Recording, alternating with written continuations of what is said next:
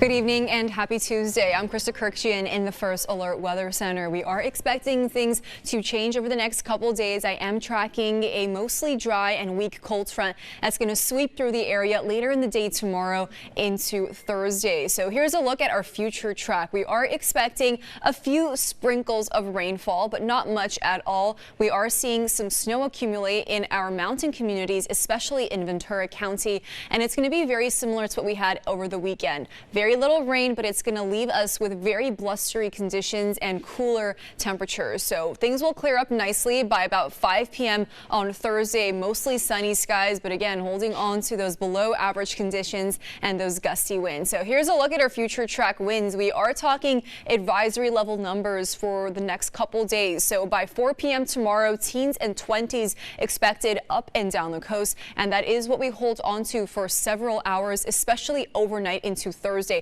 By Thursday afternoon, Thursday evening, winds do taper, and we are expecting calmer conditions for your Friday. We do have a winter storm warning that will be in effect. This is for the northern Ventura County mountains. Will be in place from 4 p.m. tomorrow until noon on Thursday. Really dangerous travel conditions. You're advised not to travel through that grapevine because of the snow accumulations and the really gusty winds in the forecast. We also have a couple wind alerts in effect, pretty much the entire region covered in them. Wind advisory in place currently until 4 p.m. tomorrow. Then it's going to upgrade to a high wind warning and remain in place until noon on Thursday. Wind prone areas, you can see gusts between 60 to 70 miles per hour and isolated gusts in the 80s for portions of the area. So those are potentially damaging winds in the forecast. And we do have high surf alerts as well. The high surf advisory for Central Coast beaches and for Ventura County beaches remains in place for most of this week. And we've added on a coastal flood advisory as well. So especially during high tide,